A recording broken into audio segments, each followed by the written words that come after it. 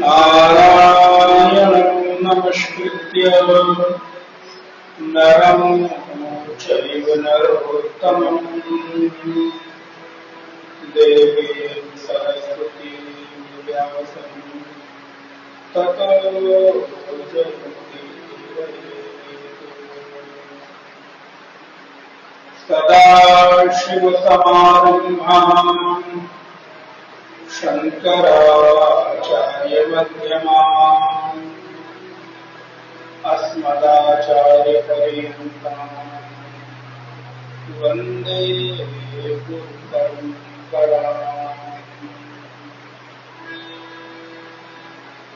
वागर्थाइव सम्पृक्तौ वागर्थ प्रतिपत्तये जगतः पितरो वन्दे पार्वती परमेश्वरम्।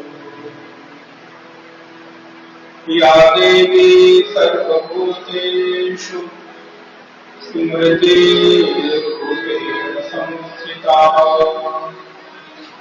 नमस्तस्यै नमस्तस्यै नमस्तस्यै नमो नमः। सब कुछ दीना आपने भेंट करूं क्या नाथ। नमस्कार है भेंट है जोड़ूं दोनों हाथ। अपने अपने घर की सब तारों को पीर तुम्हें पीर सब धर्म की धन्य धन्य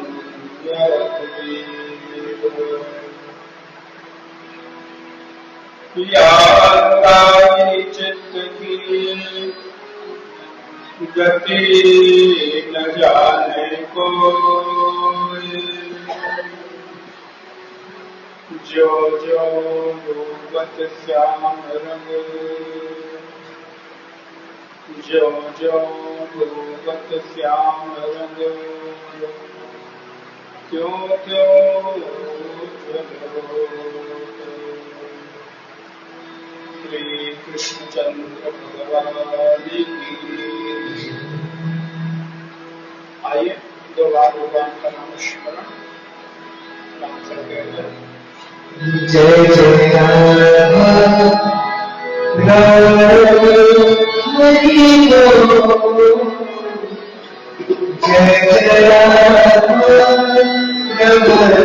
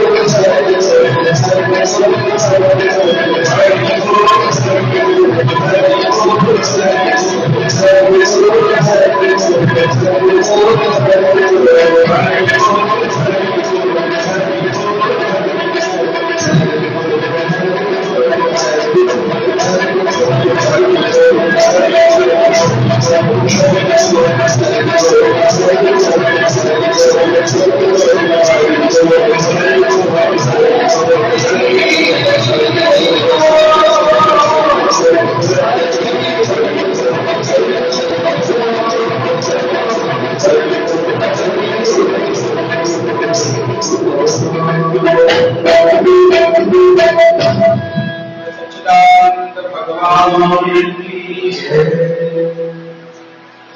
परम मंगल में परात्पर अकारण करुणा भगवान सर्वेश्वर अखिलेश्वर ब्रजेंद्र नंदन देवकी नंदन राधा प्राण वल्लभ भगवान वासुदेव श्री कृष्ण भगवान कृष्ण की ही साक्षात रूप से निश्रित श्रीमद् भगवद गीता, इसका पवित्र पावन अनुष्ठान और इस अनुष्ठान का आज चतुर्थ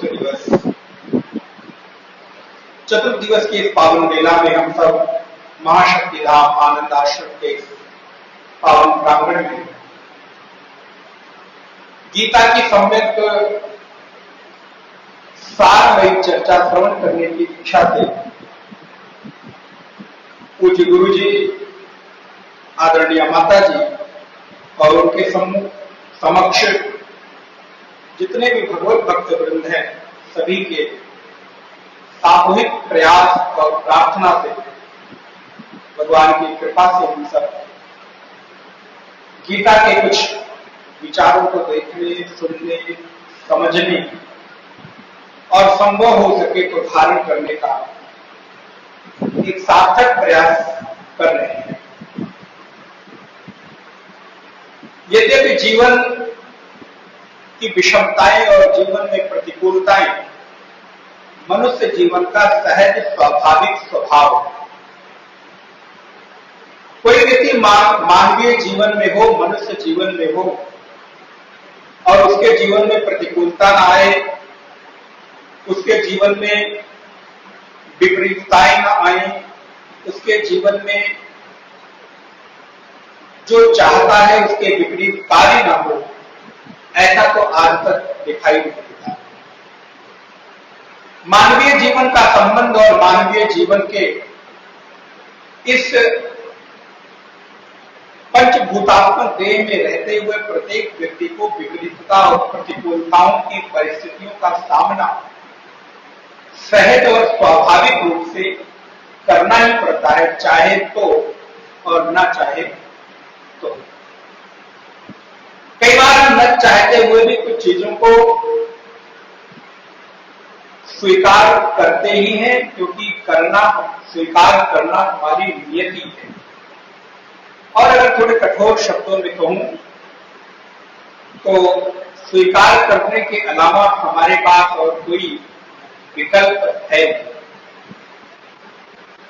असल में व्यक्ति प्रयत्न जितना चाहे उतना कर ले, लेकिन नियति के अनुरूप हमको वर्तन और स्वीकार दोनों ही करना पड़ता है। ध्यान रखिए, स्वीकार करना एक बात है और तद अनुरूप वर्तन करना एक दूसरी बात है। लेकिन हमको उन परिस्थितियों को स्वीकार करना भी पड़ता है और न चाहते हुए भी वर्तन करना भी पड़ता है। वर्तन का तात्पर्य है जैसे हमको चलाया जाता है, जैसे हमको नचाया जाता है, वैसे हमको नाचना पड़ता है। गोस्वामी जी कहते हैं, मानस को बड़ी सुंदर बात उन्होंने कही कि जैसा व्यक्ति के जीवन का आवरण होता है, जैसा उसके जीवन में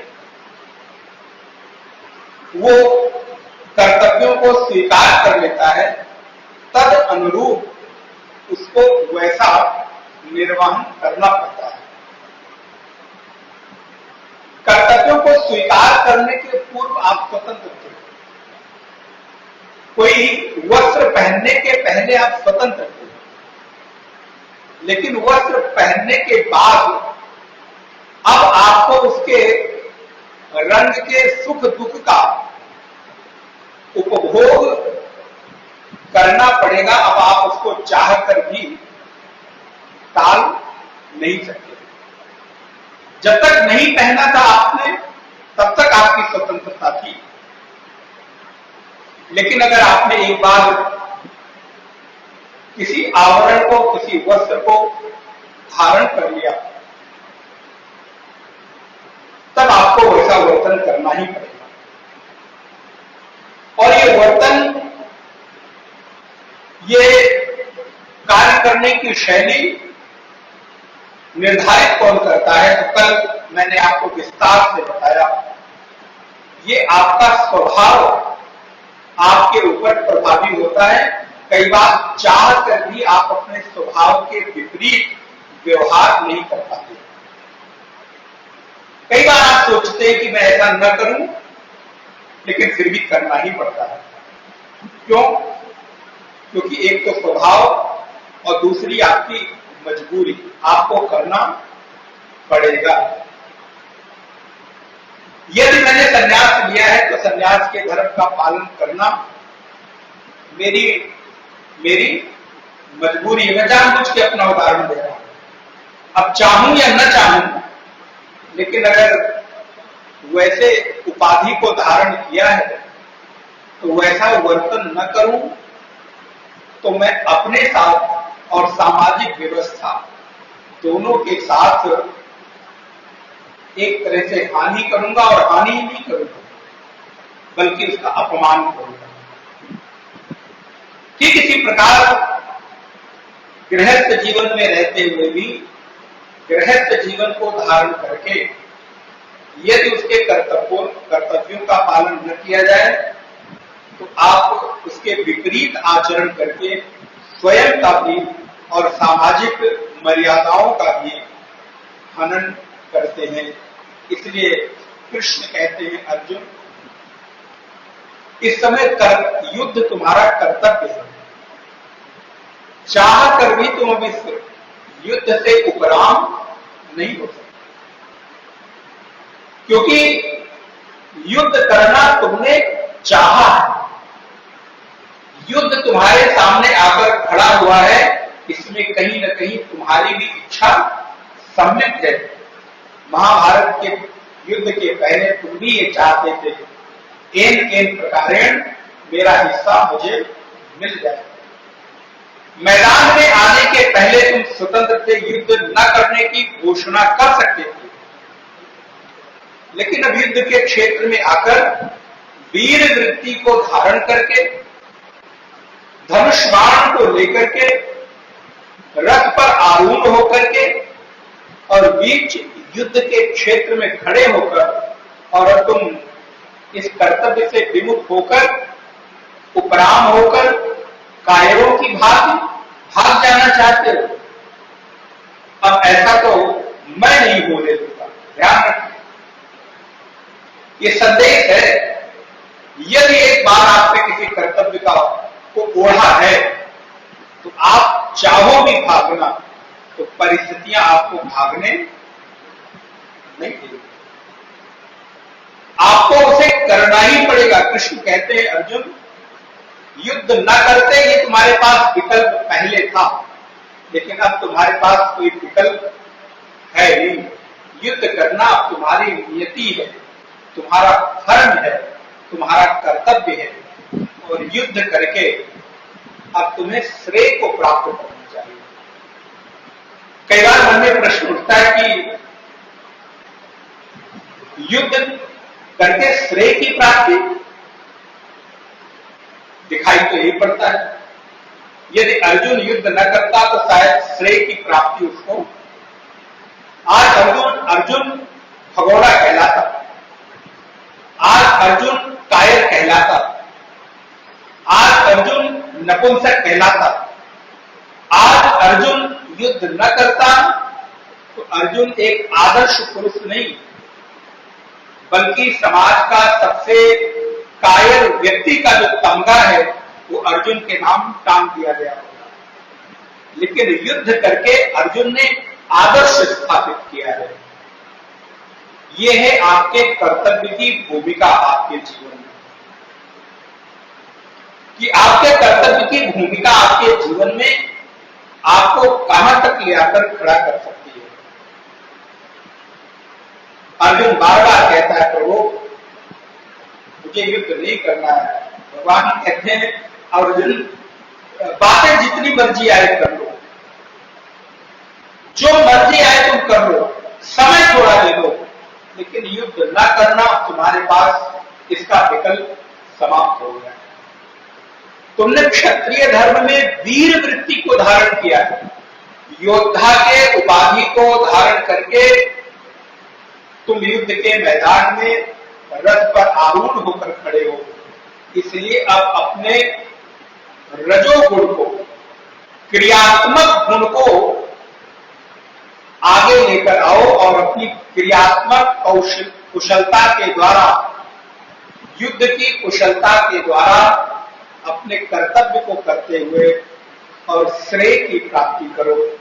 इसलिए मेरे भाई बहन, कभी कभी आपको युद्ध भी श्रेय देता है, उपलब्धि देता है। हर बार भागना ही समस्या का समाधान नहीं होता, बल्कि प्रायः तो सामने खड़े होकर युद्ध करना आपके लिए समाधान लेकर आता है।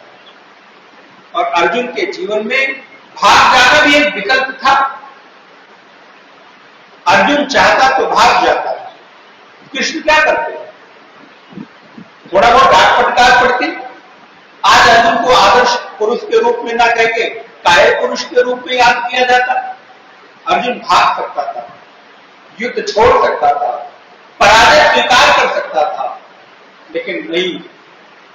अर्जुन के जीवन में कृष्ण गुरु बनकर आए, समाधान दिया कि अर्जुन भाग जाना तुम्हारे लिए समाधान नहीं है। इसलिए खड़ा इस समय खड़े होकर युद्ध करना तुम्हारा समाधान है। और ये युद्ध रूपी कर्म कैसे होगा? 14वें अध्याय में भगवान कहते हैं अर्जुन रजो रागात्मकम विद्धि, जो रजोगुण है उस रजोगुण से ही क्रियात्मक गुणों की वृद्धि होती है। रजोगुण के द्वारा ही कोई व्यक्ति किसी क्रिया में संलग्न होता है। और इसलिए प्रत्येक व्यक्ति के जीवन में रजोगुण, तमोगुण और सतोगुण,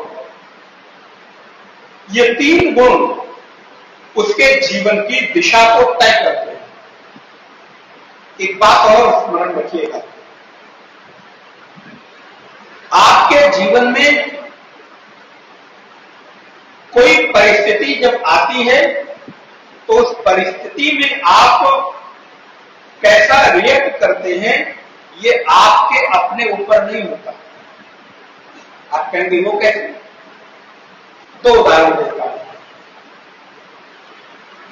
कभी कभी कोई परिस्थिति आई और आपने कुछ ऐसी प्रतिक्रिया कर दी जिस प्रतिक्रिया के परिणाम स्वरूप परिस्थितियां अनुकूल होने के बजाय और प्रतिकूल हो गई और बिगड़ गई। क्रोध शांत होने के बजाय और उग्रता आ गई। थोड़ी देर बाद आप कहते हैं अरे यार पता नहीं ऐसा क्या हो गया था, उस समय थोड़ी देर रुक जाता, ये बात ना बोलता तो कैसा हो अच्छा रहता, ये लाइन ना बोली होती ना तो कितना अच्छा होता। लेकिन अब अब तो आपके हाथ में कुछ नहीं। प्रतिक्रिया देने के बाद आपके पास कोई विकल्प नहीं बचता। प्रतिक्रिया देने के पूर्व आपके पास विकल्प था, देते, न देते, अथवा देते तो कैसा देते, तीनों विकल्प आपके पास थे। लेकिन प्रतिक्रिया देने के बाद अब आपको तो उसका परिणाम भुगतना ही पड़ेगा।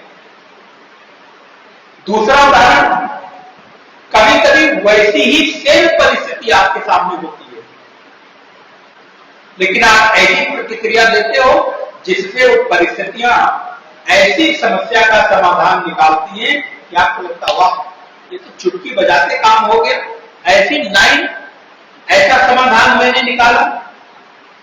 एक बार अभी थोड़े दिन पहले सेम वैसी परिस्थिति में आपने ऐसी प्रतिक्रिया दी जिसके परिणाम स्वरूप परिस्थितियां बनने के बजाय बिगड़ गई। लेकिन आज क्या हुआ?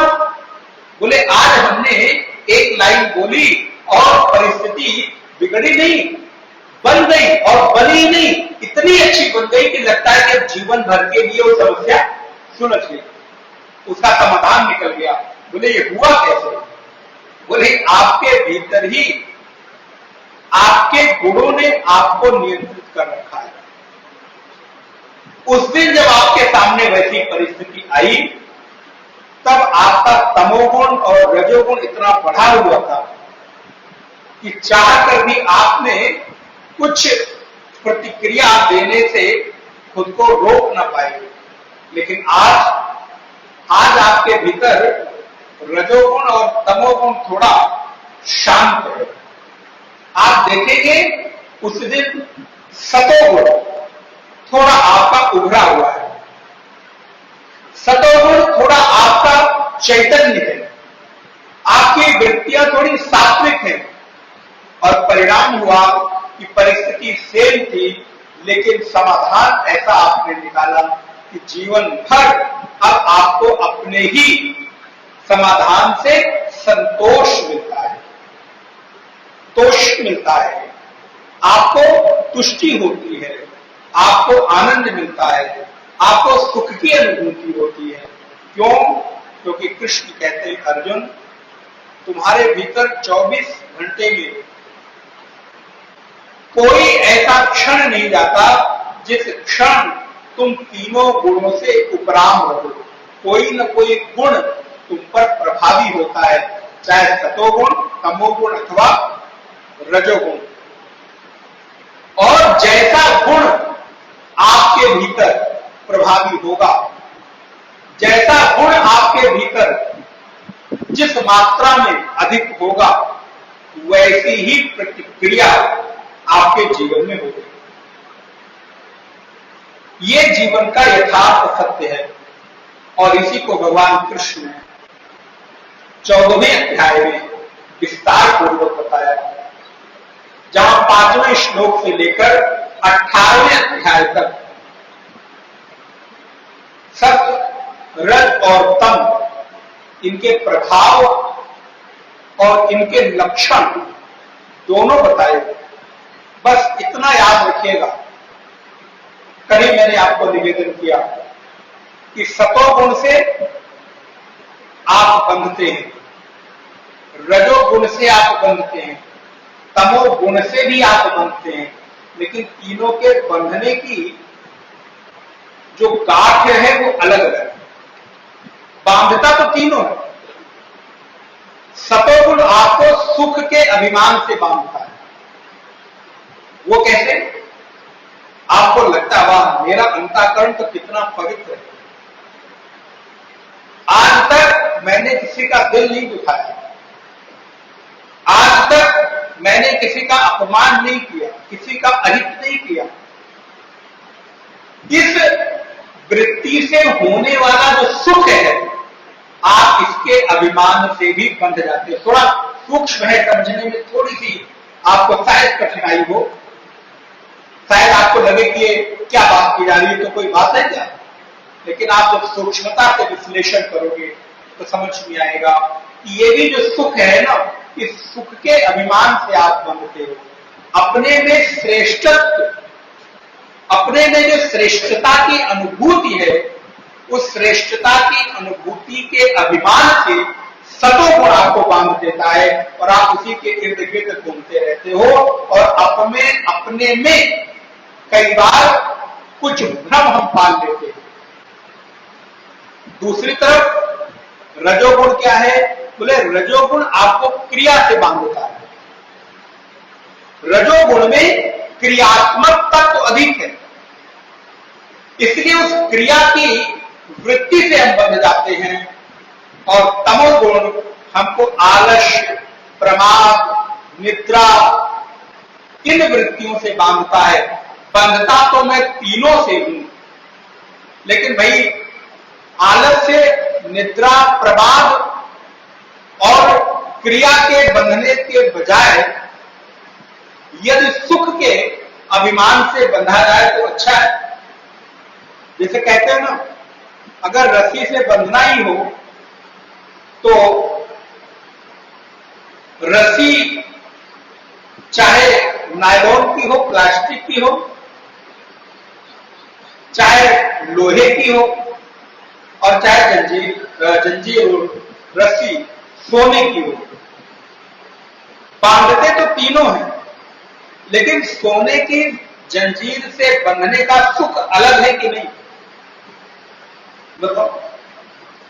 अच्छा, अगर आपको ये हो कि आपके हाथ में रस्सी बांधनी है, अब रक्षाबंधन आ रहा है, रस्सी की क्यों रक्षाबंधन की बात कर लेते हैं। आपके पास विकल्प हो कि आपको रक्षाबंधन कोई बांधे, तो एक रक्षाबंधन सामान्य धागे का हो, एक तो जो कलावा है, मौली है, बंधन है, वो लोहे का बना हो, और तीसरा सोने का। मदद जल्दी करो, वो सोने वाला कौन बांध रहा है, जल्दी लेकर आओ। रक्षाबंधन इतना दिन क्यों बीत गया, जल्दी जल्दी आए क्यों? बोले वो सोने वाले कलावे से, सोने वाले जंजीर से कोई रक्षाबंधन बांधे, इससे बड़ा सुख और क्या होगा। ध्यान रखिएगा, बंधन तीनों के हैं, बस आपको उस बंधन में वस्तु की श्रेष्ठता के कारण जो सुख मिल रहा है, वो सुख आपको बंधन की अनुभूति नहीं देता। इसलिए सोने की जंजीर आपको ये नहीं लगता कि बांध रही है, उससे लगता है कि नहीं ये मेरे सुख का कारण बन रही है, लेकिन आप बंधे तो उससे भी है। अगर आपको समझ आ रहा हो, हम समझा पा रहे हो क्या मैं कहना चाह रहा हूं। दूसरा है लोहे की जंजीर से बंधना, लोहे की रस्सी से बंधना। बंधन वो भी है, लेकिन अब लोहा है तो वो वाला बंधन थोड़ा कष्ट देता है। रस्सी वाला बंधन बोले और अधिक कष्ट देता है। बांधना ही है भैया, तो सोने वाले बंधन से क्यों ना बंधा जाए? बोले हाँ ये ठीक है, इससे एग्री करता हूं। तमस और रजत में रहने से बेहतर है कि आप सतो गुण में रहिए, भले बंधे रहिए। लेकिन कृष्ण तो ये कहते हैं, अर्जुन जो इन तीनों गुणों से उपराम हो गया, तमोगुण से रजोगुण, रजोगुण से सतोगुण और सतोगुण से त्रिगुणातीत हो गया है, असल में वो मेरे साथ एकाकार होकर और मुझे ही प्राप्त होता है। यहां पर 19 श्लोक से 27 श्लोक तक 14वें अध्याय में हम लोगों ने देखा कि त्रिगुणातीत के लक्षण क्या है। अब यहां पर भगवान 15वें अध्याय में प्रवेश करते हैं और 15वां अध्याय तो बड़ा ही सुंदर है। बोले महाराज आप जो अध्याय शुरू करते हैं सारे अध्याय के पहले यही कहते हैं कि अध्याय बड़ा सुंदर है। बोले क्या करें, सुंदरता को, जो सुंदर है उसको सुंदर ना बोला जाए तो क्या हो। तो जब हम सुंदर बोल देते हैं तो आपको लगता है कि हाँ सच में कुछ इसमें अच्छा तो होगा। तो सच में अच्छा है। 15वां अध्याय, जिस अध्याय का नाम है पुरुषोत्तम योग, और आपको मालूम है कि इस बार आपको श्रावण मास में 1 महीने का पुरुषोत्तम योग प्राप्त हो रहा है। मालूम है कि नहीं? जिसको अलग अलग भी भाषा में लोग कहते हैं, पुरुषोत्तम मास कहते हैं, मल मास कहते हैं, अधिक मास कहते हैं। और भी कुछ ना, ये 3 तो मालूम है, ये 3 कहते हैं। तो अभी श्रावण में इस बार आपको पुरुषोत्तम मार्क्स, अधिक मार्क्स प्राप्त हो रहा है, और ऐसे में इस श्रावण माह में आपको पुरुषोत्तम योग 15वां अध्याय और गीता के 18 अध्याय में 2 अध्याय सबसे छोटे हैं जिनकी श्लोक संख्या 20 है। एक है 12वें अध्याय में 20 श्लोक है और दूसरा 15वें अध्याय में 20 श्लोक है। जिस 15 अध्याय के 20 श्लोक का जो विवरण है वो पहले श्लोक से लेकर और 6ठे श्लोक तक संसार को एक वृक्ष बताया गया है कि संसार रूपी वृक्ष को कैसे उत्पन्न करके परमात्मा ने इसका विस्तार किया है, और इस संसार रूपी वृक्ष में जो हमारी आसक्ति हो गई है, इसके बंधन को काटकर हम कैसे उस पुरुषोत्तम परमात्मा तक पहुंच सकते हैं, ये जो विषय है वो पहले श्लोक से लेकर और नारायण 6ठे श्लोक तक बताया गया।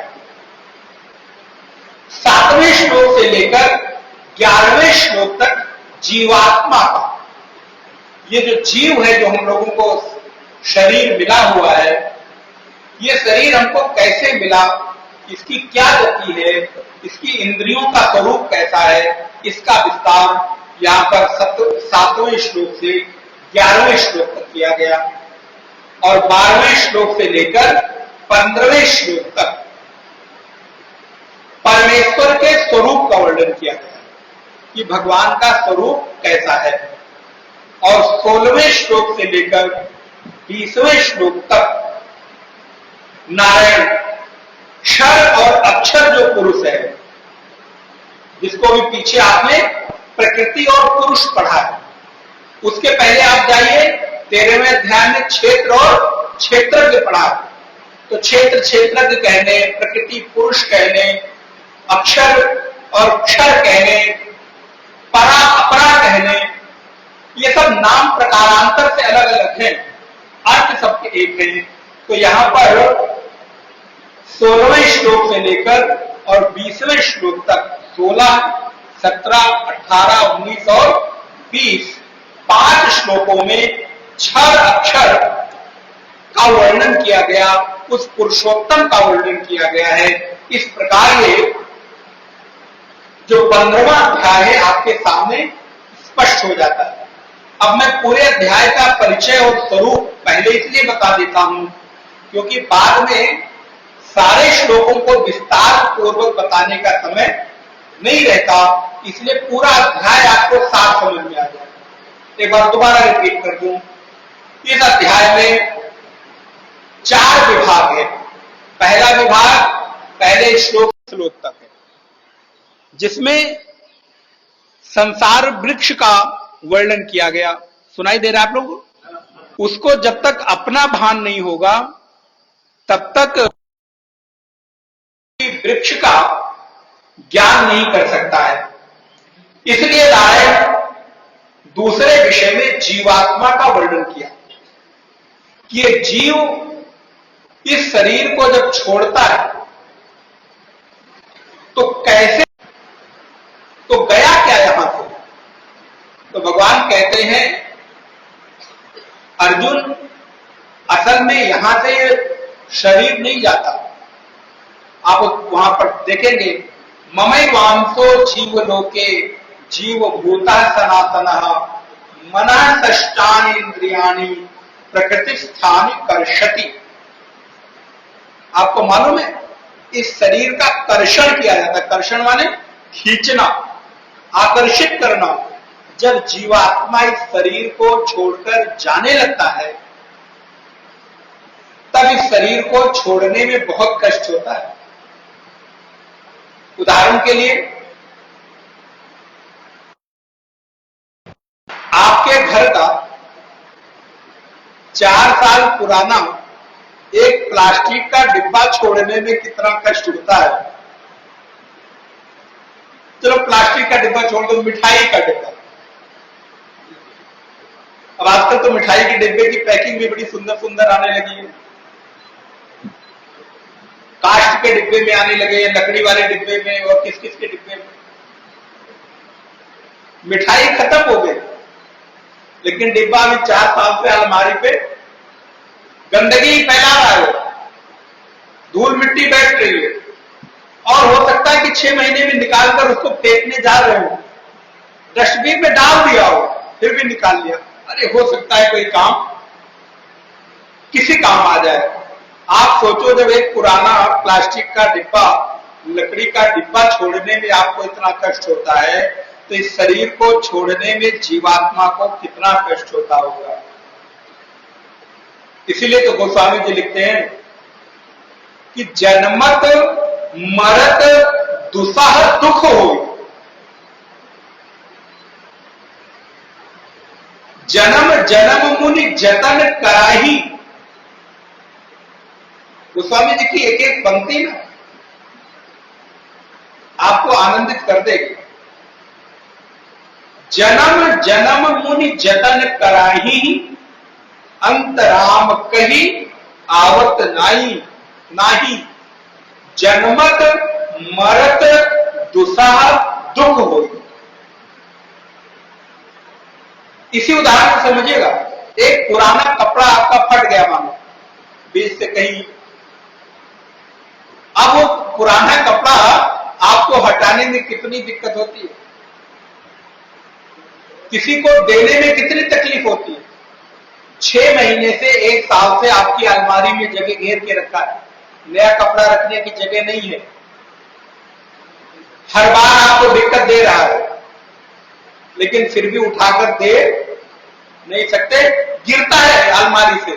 बोले महाराज जी आपको कैसे अनुभव? बोले आप ही लोग आकर बताते, अलमारी से गिर गिर के नीचे जा रहा है, भैया हमको हटाओ, जाने दो। वो खुद ही जाने को तैयार है, लेकिन फिर भी आप उठा उठा के उसको ठोक देते हो। बैठो भैया बैठो। आप सोचिए, पुराना कपड़ा आपको हटाने में इतनी तकलीफ होती है, तो जितने वर्षों तक इस शरीर में जीवात्मा रहा होगा, तो इसको, इस शरीर को छोड़ने में तकलीफ कितनी होगी। आप बोले महाराज हमारे शरीर को कपड़े से कंपेयर कर रहे हो। बोले कपड़े से ज्यादा कुछ है नहीं। कृष्ण कहते हैं वाशांसि जीर्णानि यथा विहाय नवानि गृह्णाति नरोपराणि तथा शरीराणि विहाय जीर्णानि अन्यानि संयाति नवानि देहि। बोले वातांश जीर्णानि यथा विहाय नवानि गृह्णाति नरोपराणि। जैसे कोई व्यक्ति पुराने कपड़े का त्याग करके नए कपड़े को धारण कर लेता है, ठीक उसी प्रकार जीवात्मा भी समय आने पर इस पुराने शरीर रूपी वस्त्र का त्याग कर नए वस्त्र को धारण कर लेता है। फिर तब तक एक प्रश्न उठेगा कि अगर कोई नवयुवक अथवा नवजात शिशु मृत्यु को प्राप्त हो जाता है, तो उसका शरीर तो अभी पुराना, प्रश्न आएगा ना मन में, उसका शरीर तो पुराना नहीं हुआ था, फिर जीवात्मा ने उसका त्याग क्यों कर दिया। तो ध्यान रखिए, नए और पुराने की परिभाषा आपके अनुसार नहीं होगी। यहां जन्म लेने से लेकर और मृत्यु पर्यंत तक शरीर की नवीनता और पुरानेपन की परिभाषा लागू नहीं होती। इस शरीर की नवीनता अथवा पुरानापन इस शरीर के प्रारब्ध से निश्चित होता है, ना कि जन्म लेने की आयु से निश्चित होता है। बात पकड़ में आई? यदि जन्म लेने वाले शिशु का प्रारब्ध उतने दिन का इस शरीर को प्राप्त करने का था, तो एक दिन के शिशु का भी शरीर इस जीवात्मा की दृष्टि से पुराना हो गया। उसने अपने प्रारब्ध का भोग किया और भोग करने के पश्चात इस शरीर का त्याग करके वो पुनः नए शरीर को धारण कर लेगा। इसलिए इस शरीर की आयु का निर्धारण अथवा इस शरीर में जीवात्मा कितने दिन रहेगा, ये प्रारब्ध के ऊपर निर्भर करता है। और प्रारब्ध ही इस शरीर की जीर्णता, शीर्णता और नवीनता को सुनिश्चित करते हैं, ना कि आपकी एज। जीवात्मा की दृष्टि से शरीर का कोई एज, उम्र नहीं होता।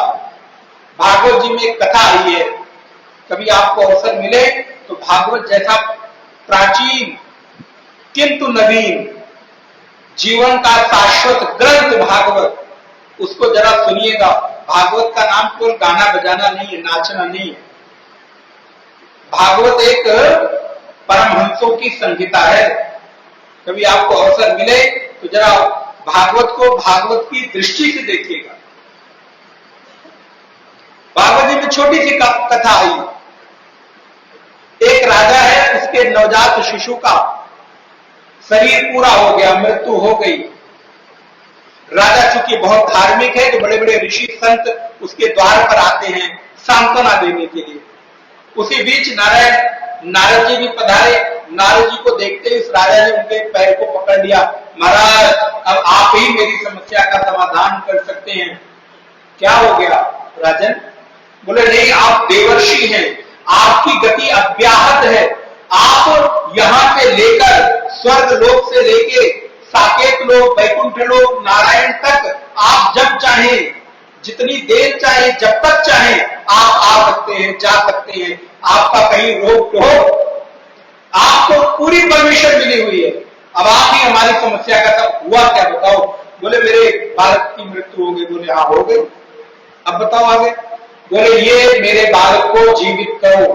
देखो ये मरकर इसकी जीवात्मा कहां गई है, स्वर्ग में, नरक में, वैकुंठ में, साकेत में, जहां भी गई हो वहां से ले आकर मेरे बालक को जीवित करिए।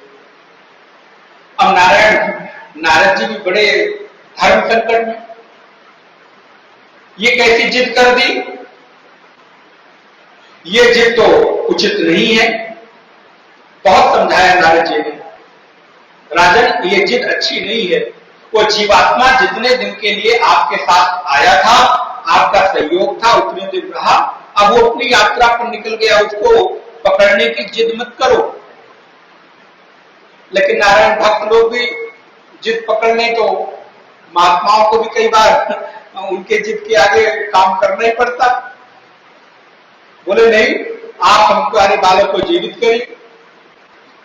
अब नारद जी ने ध्यान लगाया, ध्यान लगाकर उस जीव का आवाहन किया और नारद जी ने उस राजा को सचेत कर दिया, संकेत कर दिया, देखो तुम जिद तो कर रहे हो, बाद के परिणाम में यदि कुछ भी अप्रत्याशित होता है, बाद का परिणाम यदि कुछ ऐसा होता है कि तुम्हें और अधिक विरक्ति हो जाए तो दोष मुझे, मैं मना कर रहा हूं। बोले नहीं नहीं, सब परिणाम भुगतने को मैं तैयार हूं।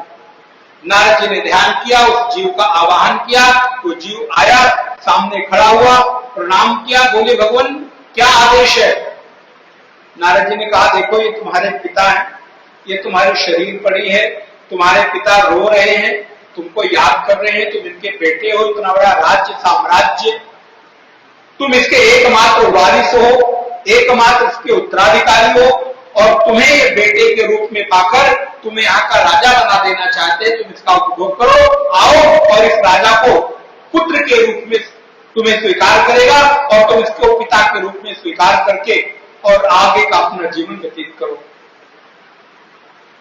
नारायण उस जीवात्मा ने नारद जी को प्रणाम किया, थोड़ा मुस्कुराया, मुस्कुराने में नारद जी समझ गए और बड़ी विनम्रता से बोला, नारद जी आप कौन से पिता और कौन से शरीर की बात करते हो?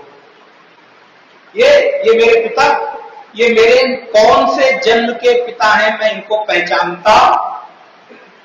कब मेरे पिता बने, कब मैं तुम्हारा पुत्र बना, मैं तुम्हें पहचानता नहीं।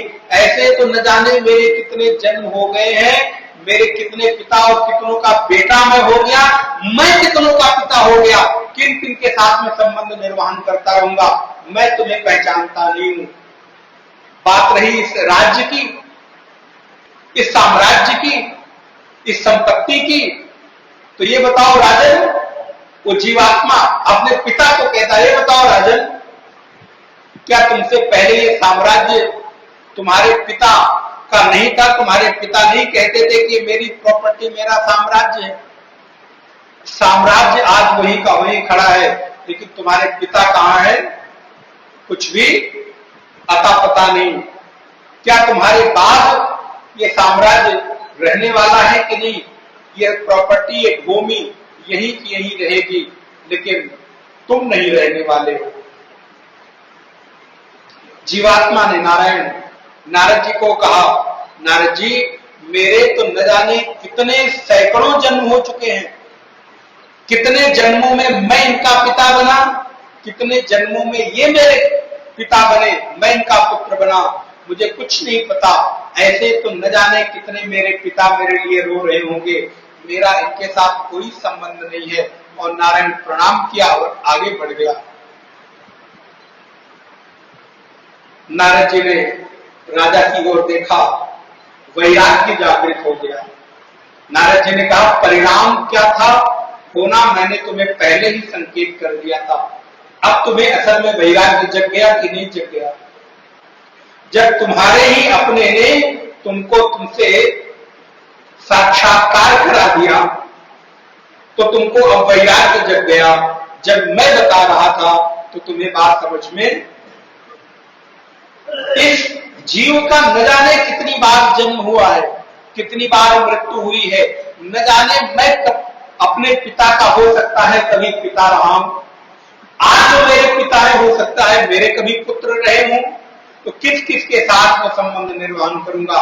ये संसार में तो चलते हुए मेरा संयोग कर्म के कारण किसी जीव के साथ थोड़ी देर के लिए हो जाता है। जब तक कर्म का प्रारब्ध का वेग रहता है उसके साथ संयोग रहता है। जिस दिन प्रारब्ध का वेग समाप्त होता है उसके साथ वियोग हो जाता है। यहां कोई किसी के साथ आजीवन के लिए नहीं आया है, यहां तो थोड़ी देर के लिए ही सबका सबके साथ संयोग हुआ है। इसलिए ये जो जीवात्मा है इस शरीर को छोड़कर जब जाता है तो कहां जाता है? भगवान कृष्ण ममैवांसो जीव लोके जीव भूता सनातना, इस बात से इस 15वें अध्याय में भगवान ने यहां पर स्मरण कराया है। आइए हम लोग पाठ करें, तदुपरांत थोड़े 15वें अध्याय को और विस्तार से देखने का प्रयास करेंगे। यद्यपि 15वें अध्याय के सारे विषय को मैंने आपको संक्षेप में बता दिया कि 15वें अध्याय का विषय क्या क्या है। ओम श्री परमात्मने नमः। ओम श्री परमात्मने नमः। अथ पंचदशोऽध्यायः। श्री भगवानुवाच। श्री भगवानुवाच। ऊर्ध्वमूलमधः शाखम्। ऊर्ध्वमूलमधः शाखम्। अश्वत्थम् प्राहुरव्ययम्। अश्वत्थम् प्राहुरव्ययम्। छन्दांसि यस्य पर्णानि। छन्दांसि यस्य पर्णानि। यस्तं वेद स वेदवित्। यस्तं वेद स वेदवित्। अधश्चोर्ध्वं प्रसुतस्तस्य शाखा। गुणप्रवृद्धा विषयप्रवाला। अधश्च मूलानि नुसन्ततानि। कर्मानुबन्धीनि मनुष्यलोके। न रूपमस्येह ततोपलभ्यते। नान्तो न चादिर्न च सम्प्रतिष्ठा। अश्वत्थमेनं सुविरूढमूलम्। असङ्गशस्त्रेण दृढेन चित्वा। तथा पदं तत्परिमार्गितव्यम्। यस्मिन् गता न निवर्तन्ति भूयः तमेव चाद्यं पुरुषं प्रपद्ये यथा प्रवृत्ति प्रसुता पुराणी निर्माण मोहाजित संग दोषा अध्यात्म नित्या विनिवृत्त कामाः द्वन्द्वैर्विमुक्ताः सुख दुःख संगैः गच्छन्त्यमूढाः पदमव्ययम् ततो न तद्भासयते सूर्यो न शशाङ्को न पावकः यद्गत्वा न निवर्तन्ते तद्धाम परमं मम ममैवांशो जीवलोके जीवभूतः सनातनः मनः षष्ठानीन्द्रियाणि प्रकृतिस्थानि कर्षति शरीरं यदवाप्नोति यच्चापि कामतीश्वरः गृहीत्वैतानि संयाति वायुर्गन्धानि वाशयात् श्रोत्रं चक्षुस्पर्शनं च रसनं घ्राणमेव च अधिष्ठाय मनश्चायम्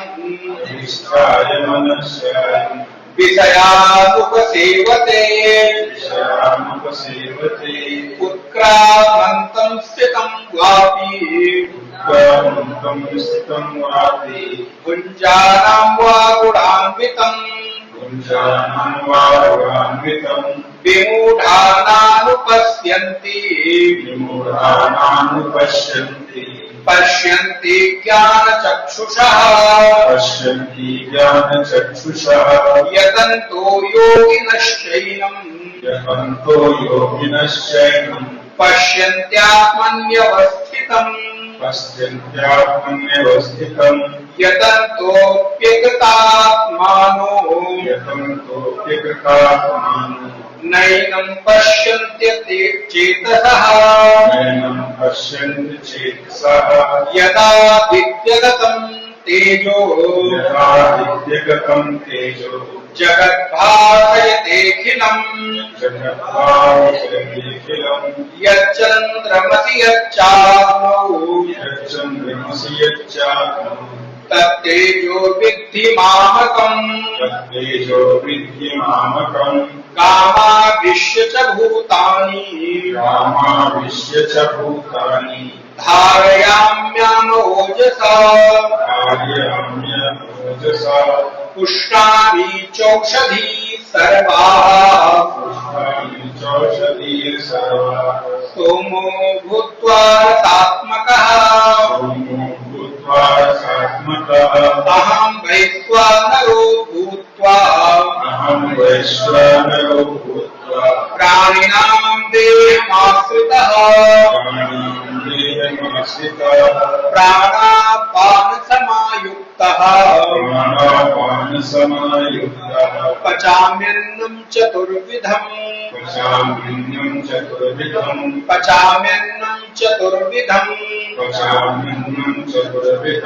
भगवान कहते हैं ऊर्ध्वमूलमधःशाखम् अश्वत्थं प्राहुरव्ययम् छन्दांसि यस्य पर्णानि यस्तं वेद स वेदवित्। हे कृष्ण कहते हैं, हे अर्जुन, ऊर्ध्वमूलमधःशाखम् यहां पर एक पीपल के वृक्ष का, अश्वत्थ वृक्ष जो है उसका उदाहरण दिया है। आप लोगों ने पीपल का वृक्ष देखा है,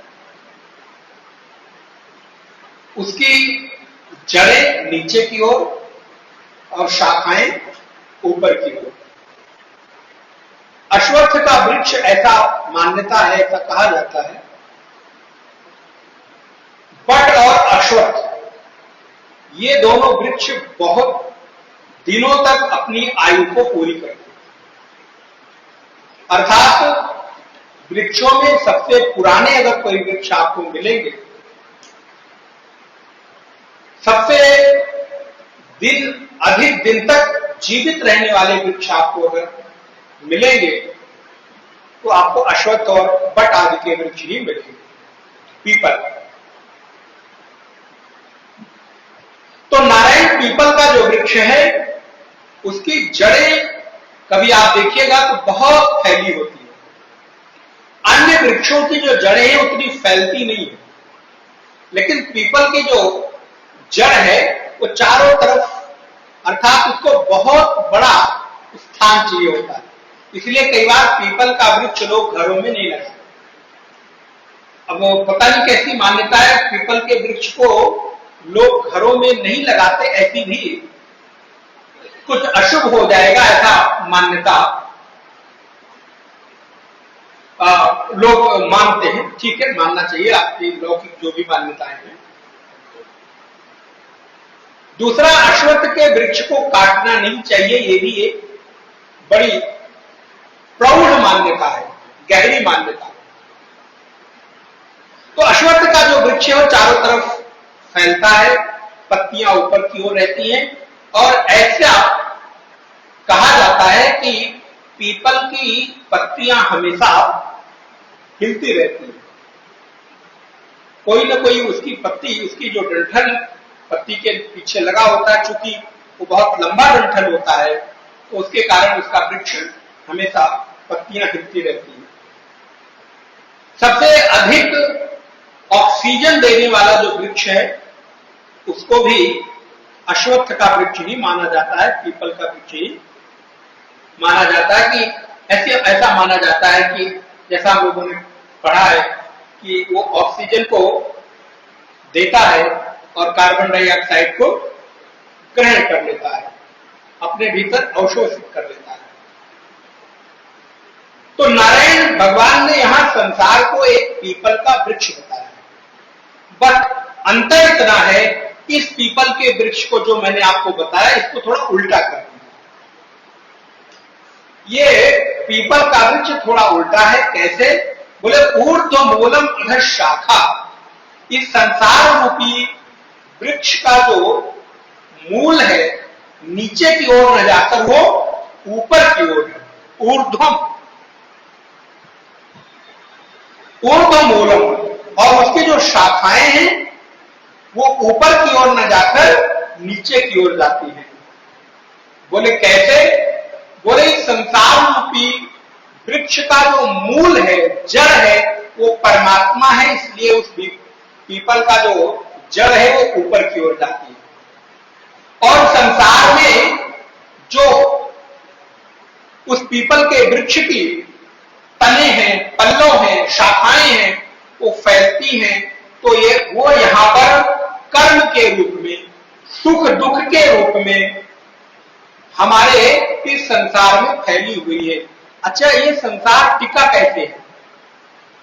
इस संसार का विस्तार कर्म से ही तो होता है।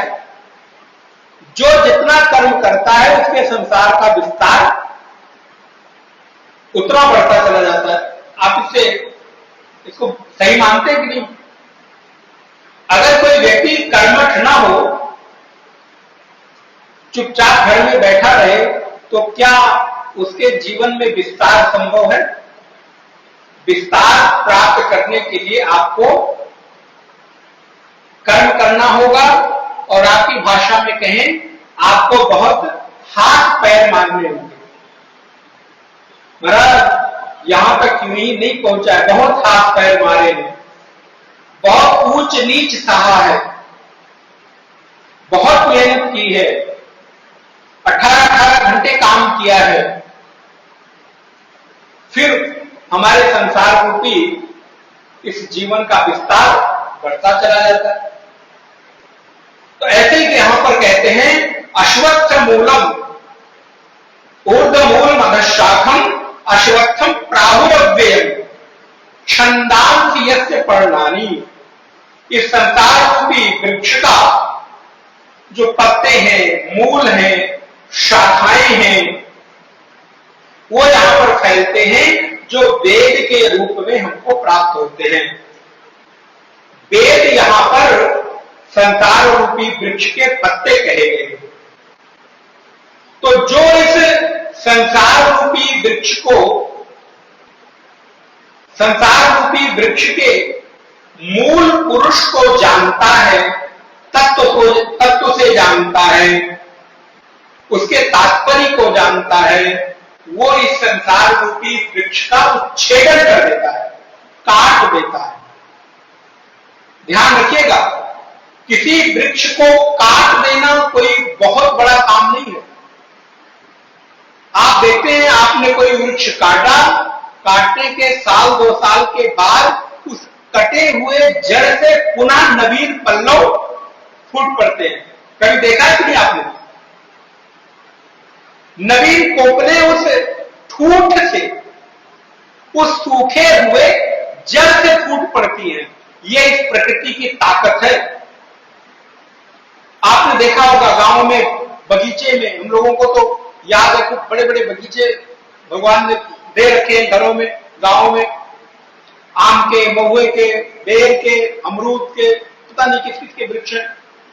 तो उसको पता चला ठंडियों में किसी लकड़ी की जरूरत पड़ी, पेड़ कटवा दिए गए। पहले तो परमिशन वगैरह नहीं लेनी पड़ती थी।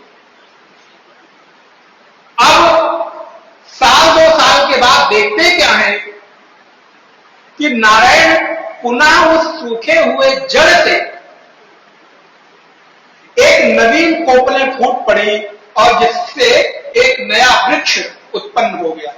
बोले ये क्या हुआ, कैसे हुआ? बोले चूंकि उस वृक्ष की जो जड़ है अभी भी भूमि में लगी हुई थी और खाद पानी जैसे ही उसको मिला, वहां से पुनः नए नए पत्ते उग आए। बोले ऐसे ही ये संसार रूपी वृक्ष भी, एक संबंध की जड़ को आप काटते हो, लेकिन काटते कैसे हो? ऊपर ऊपर से, भीतर से उसकी जड़ आपके हृदय में चिपकी रहती है। इसको ऐसे समझिएगा, कोई संबंध हो संसार में आपका, और मानो आप उस संबंध के साथ आपका कोई संबंध नहीं रहा, आप 1-2 साल, 4 साल, 5 साल, 10 साल मिले नहीं, बात नहीं की, लेकिन क्या कभी उसकी यादें ताजा होती है कि नहीं होती? वो आप अभी बारिश का समय चल रहा है, याद करते हैं ना, बारिश कश्ती, क्या वो बारिश की कश्ती, नहीं गाँव मत गई, वो कागज की कश्ती हो, बारिश का पानी, और आगे नहीं। अच्छा, तो अब आपने सब समझ लीजिए आपको क्या कहना चाह रहे। आपको तो याद आ गया, बोल भले न पा रहे लाई, लेकिन मन में सबके चल पड़ा। अब बचपन की वो जो यादें थी, कितने वर्ष बीत गए? 5 साल, 10 साल, 20 साल, 40 साल, इससे अधिक के लोग भी बैठे हैं, 60 साल, 70 साल। नहीं महाराज, हमारी उम्र नहीं ली, कुछ 80 साल के बैठे भी होंगे, 80 साल, ऐसे ज्यादा नहीं। लेकिन इतने वर्ष बीतने के बाद भी क्या वो कागज की नौका और बारिश का पानी और कश्ती आप भूल गए? आज भी अगर उसकी स्मृति आती है तो आपको सारी की सारी चीजें वैसे की वैसे आपके स्मृति पटल पर चलने लगती है। महाराज वो गांव, वो पीपल का पेड़, वो माता की चिट्ठी और क्या क्या है संदेशे आते हैं, बहुत आपको याद होगा। एक संदेश मिला तो बोले बहुत कर पाते हैं, बहुत याद आती है।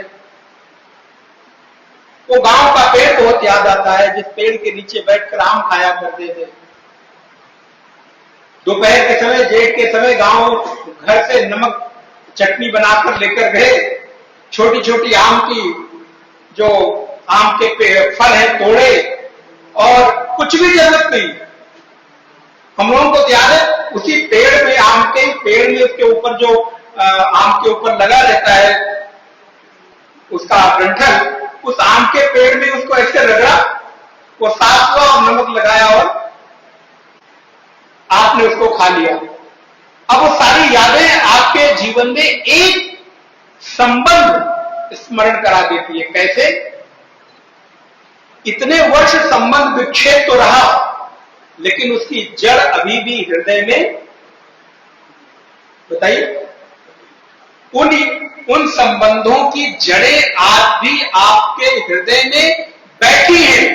एक लाइन का पानी और खाद पाते ही पूरी की पूरी यादें जीवन भर की ताजा हो जाती हैं। भगवान कहते हैं अर्जुन, अधश्योधम प्रसुत सत्य शाखा गुण प्रवृद्धा विषय प्रमादा।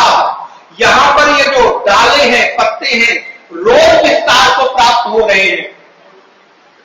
सुख दुख के रूप में, कर्म के रूप में, सत्वगुण, रजोगुण और तमोगुण के रूप में यहां पर जब जब पानी पड़ता है तब तब पत्ते वृक्ष के पल्लवित हो जाते हैं, पुष्पित हो जाते हैं, खिल जाते हैं और उसकी शाखाएं फूट पड़ती हैं। नई नई कपोले रोज फूट पड़ती हैं।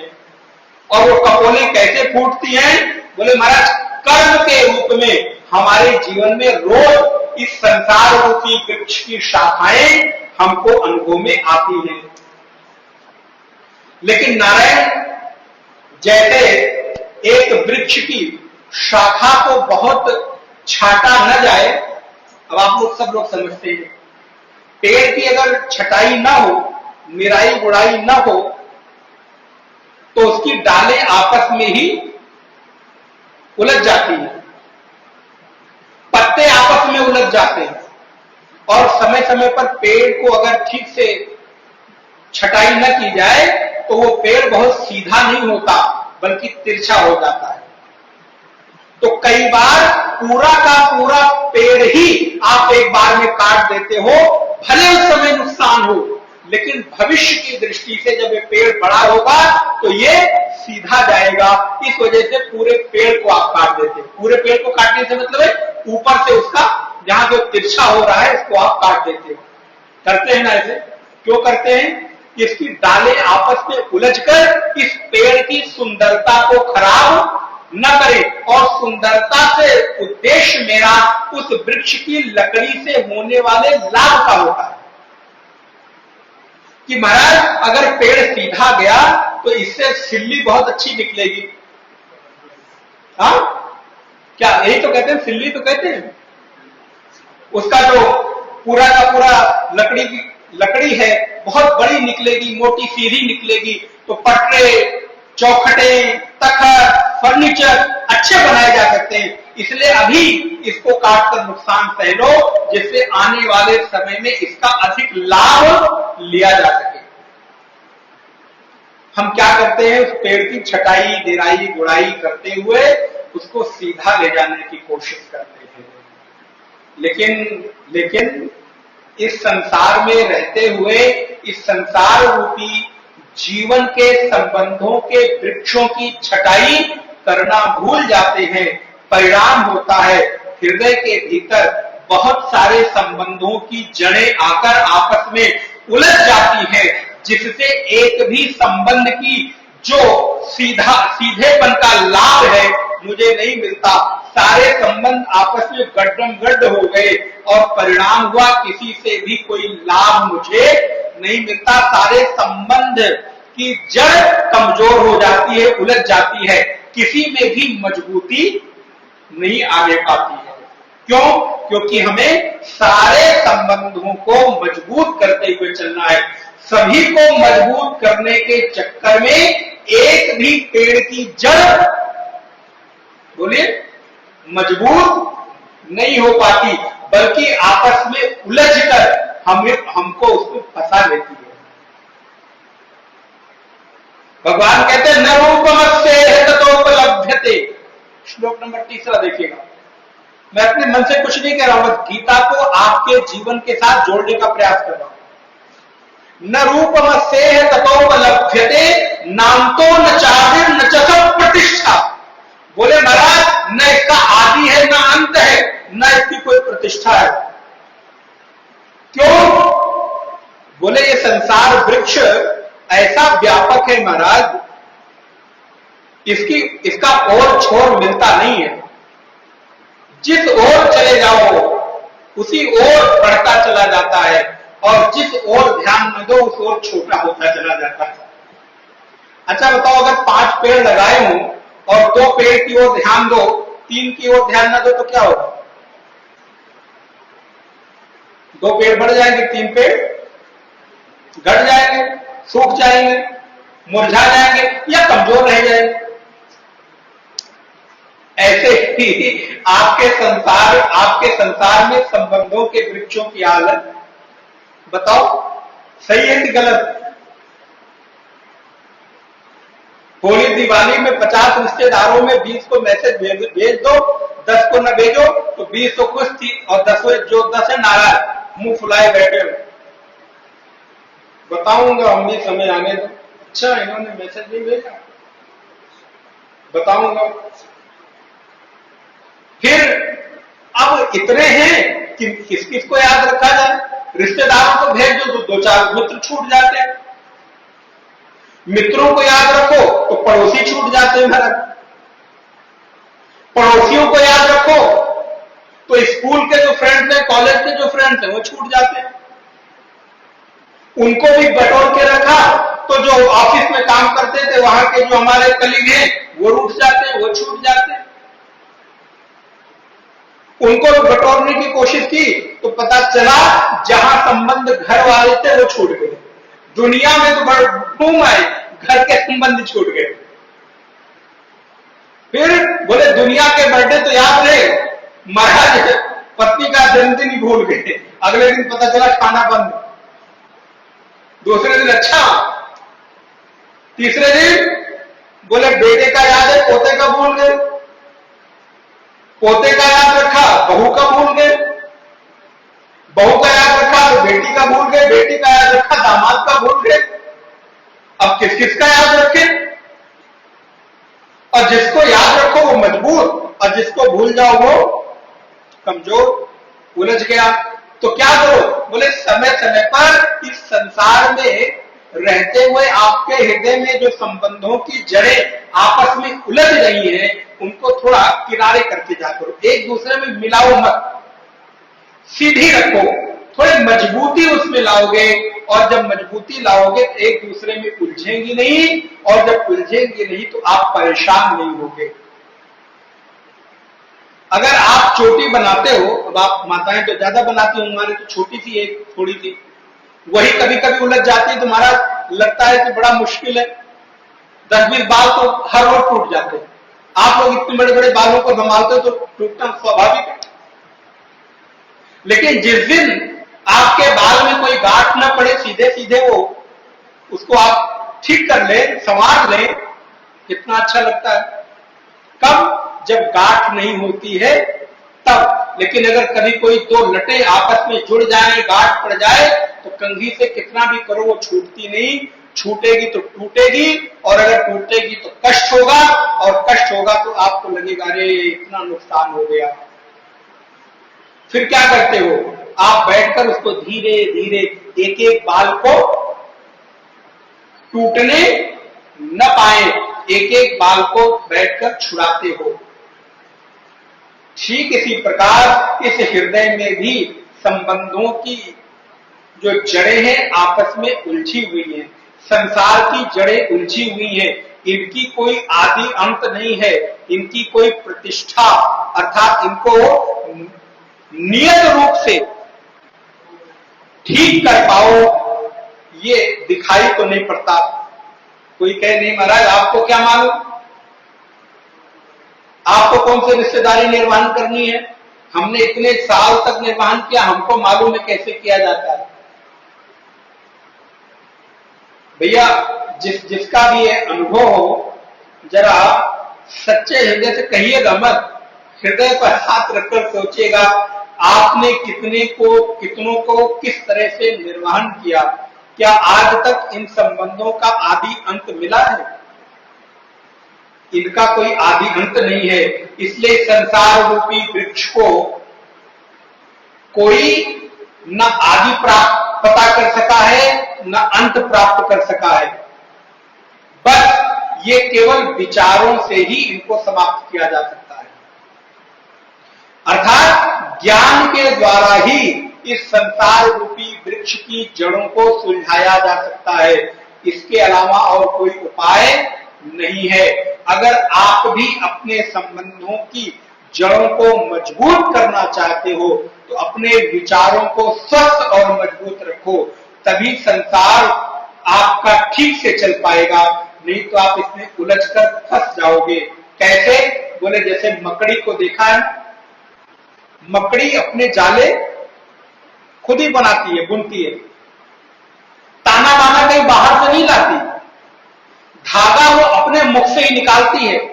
बहुत अच्छा उदाहरण है।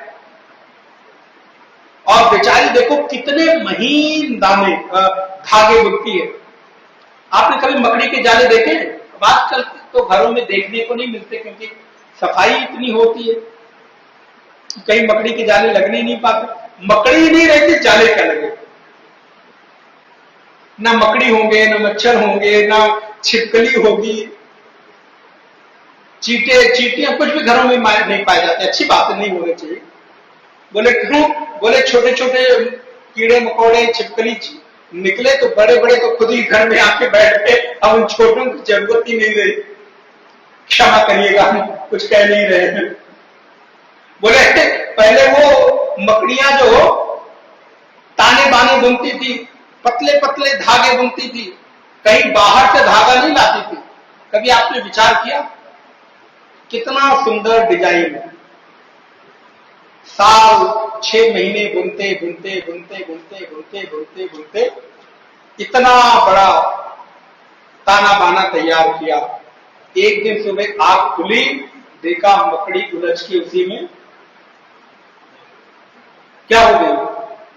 महाराज रात का समय है, ये तो मत बोलिए, सोने जाना है अभी। आपको क्या आपके आगे पीछे कोई है नहीं? यहां तो जानते नहीं, हम कुछ कह नहीं रहे।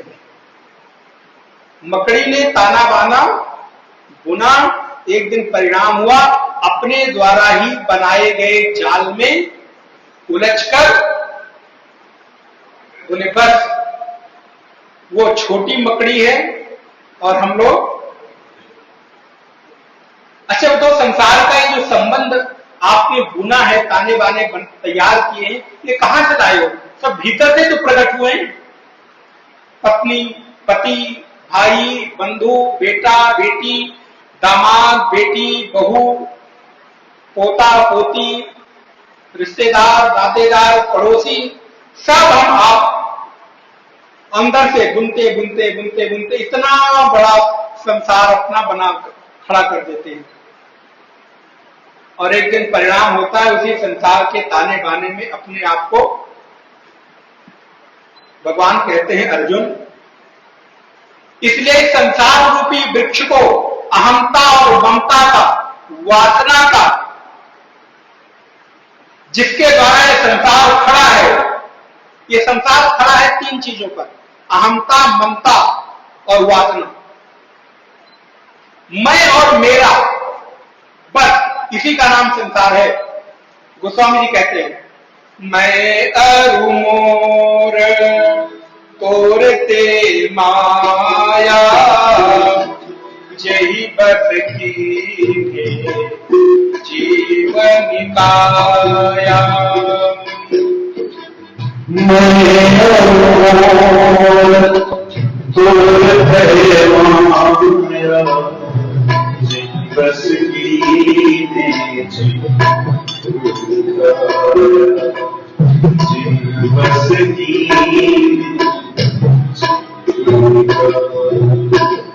और मोर तोड़ते माया।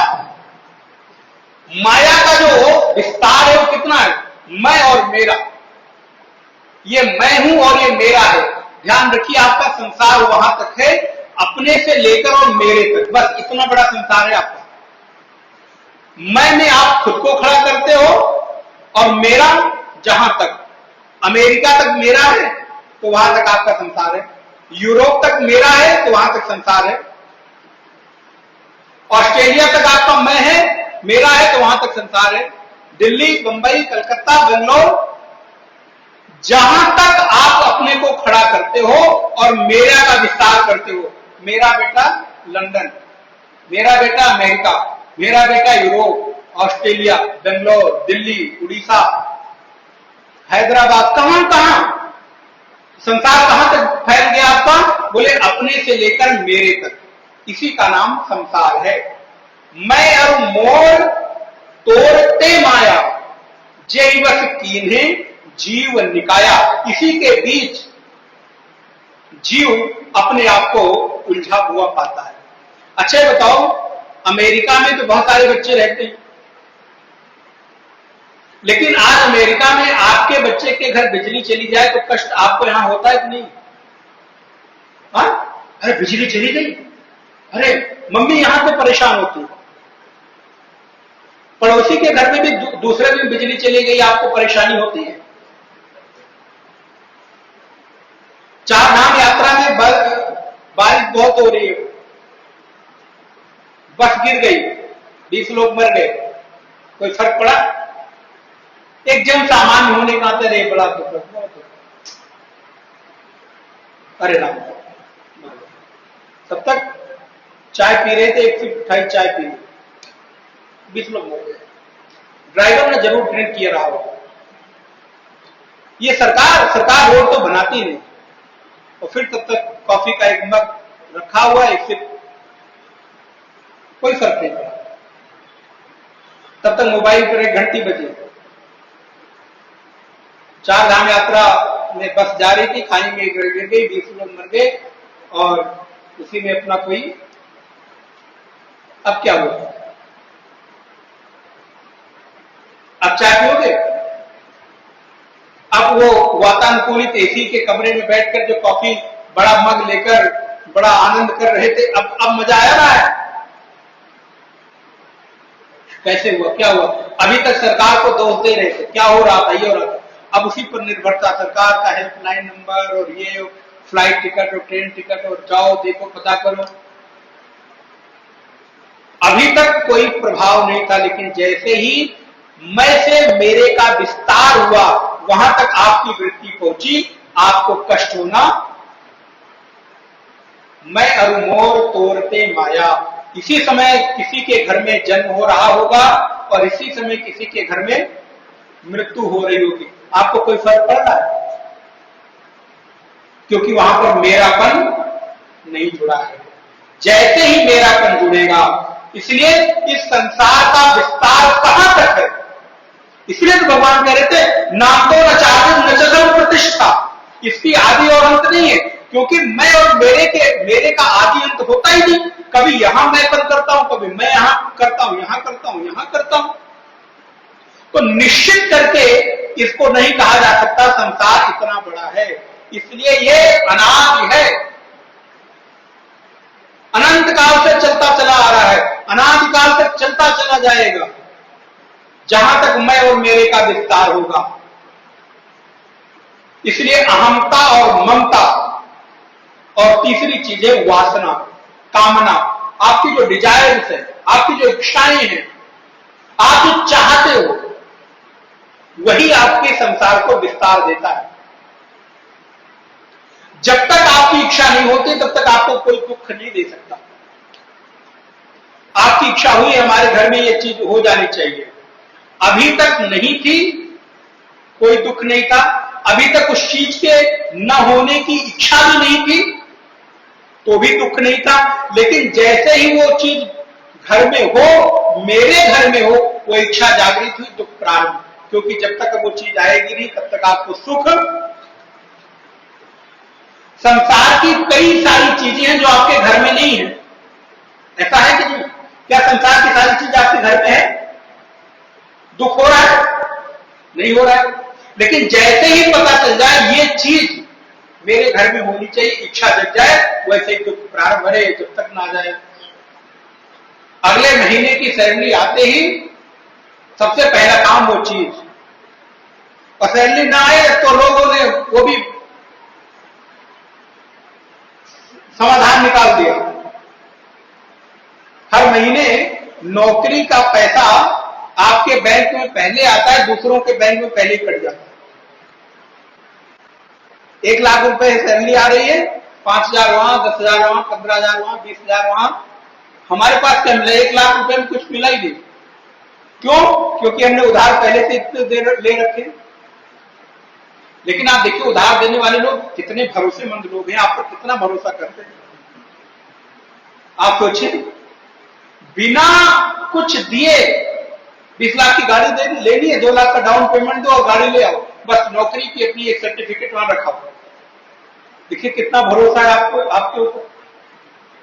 लेकिन फिर महीने के सैलरी आते ही आपके अकाउंट में कितने आएंगे, कितने साल तक वो लेते रहेंगे। अब वो उनके ऊपर आप दोष मत देना, जब लेने गए थे बहुत मजा आ रहा था, लेकिन जब देते देते देते देते देते देते ही जा रहे, मतलब देते ही जा रहे, खत्म ही होने का नाम नहीं हो। अब उन्होंने दिया था, वो अपनी इच्छा तक लेते रहे। तो जो हमारी वासना है उसका कोई अंत नहीं है। आज तक इतनी चीजों की वासनाएं हुई, संसार बढ़ता जा रहा है। इसलिए अर्जुन एक काम करो, अहंता ममता और वासना को काट डालो।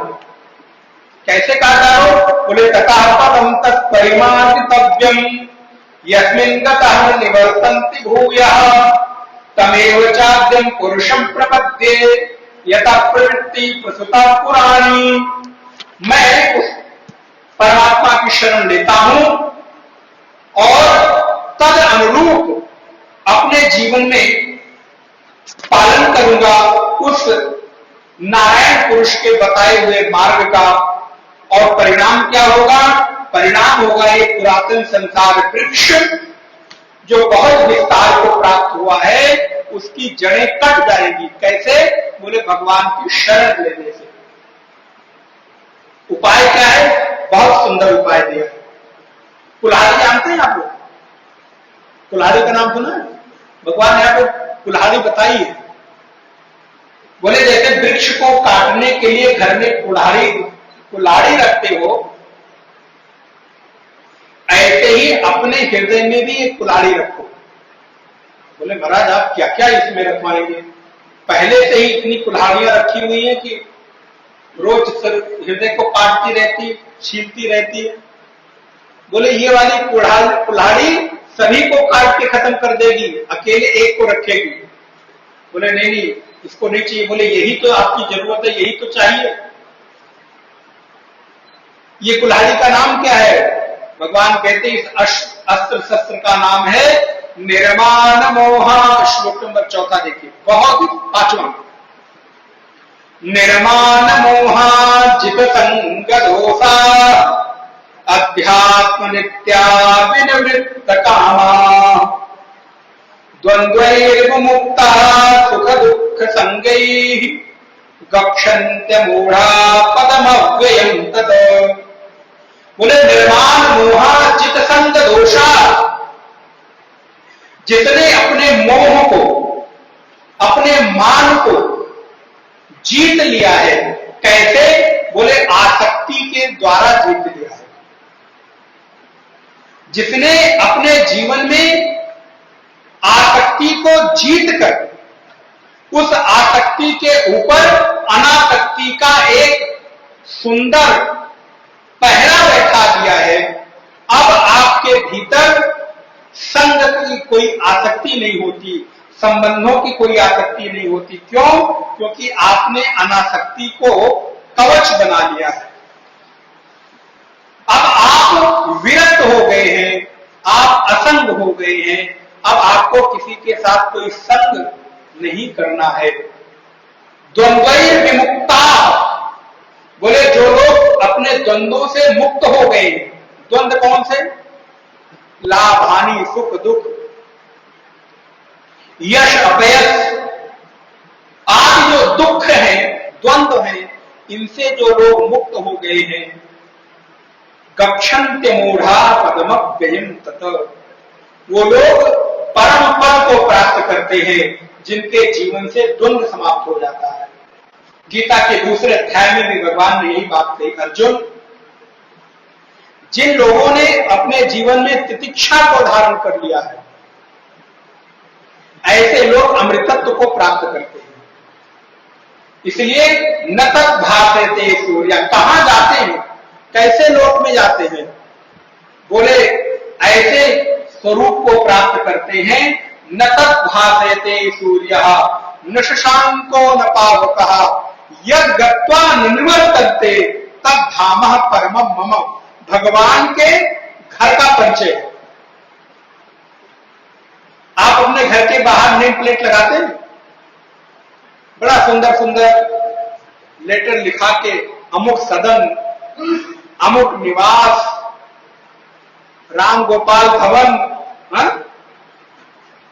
शिव कुमार सदन, क्या क्या तो नाम हम लोग लिखते हैं।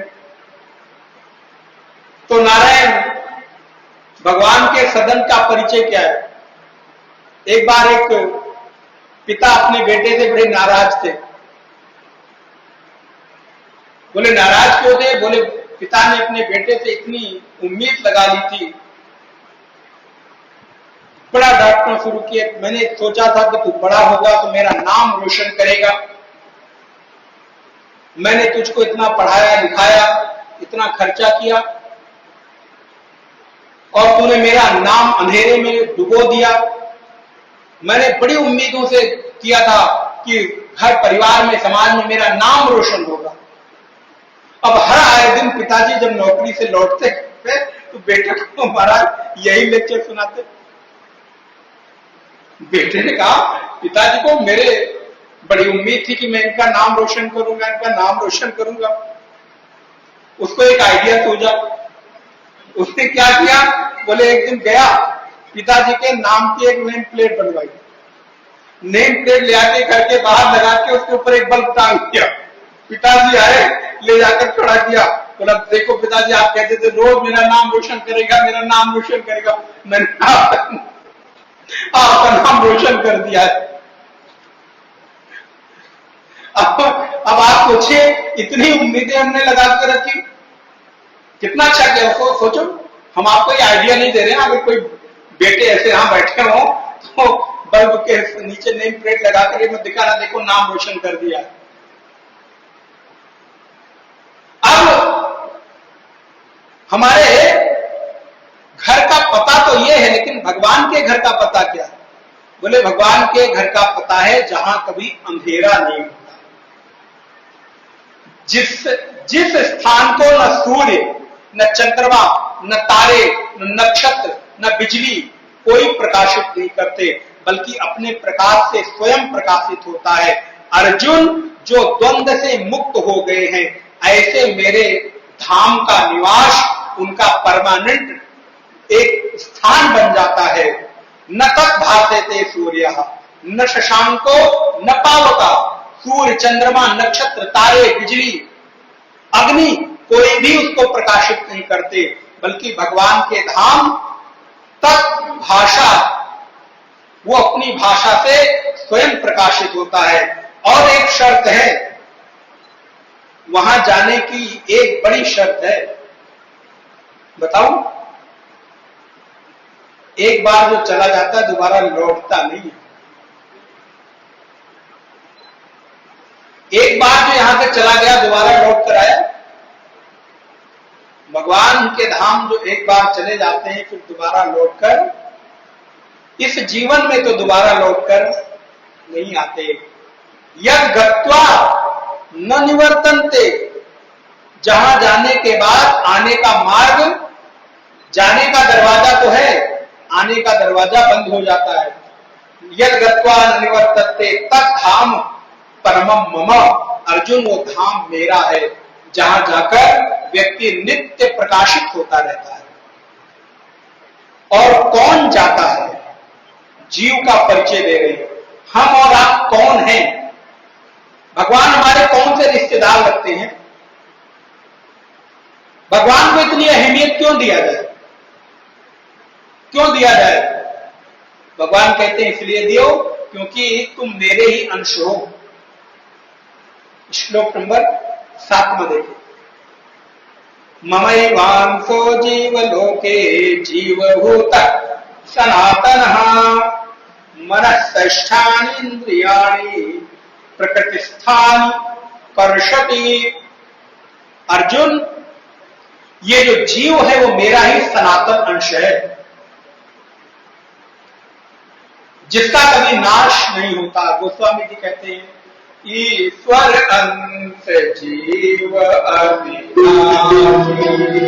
ईश्वर अंश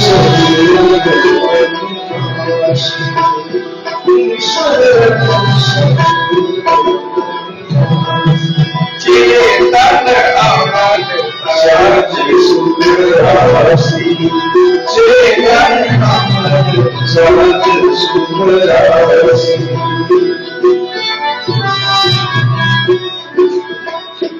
ईश्वर अंश जीव अविनाशी, चेतन अमल सहज सुख राशि।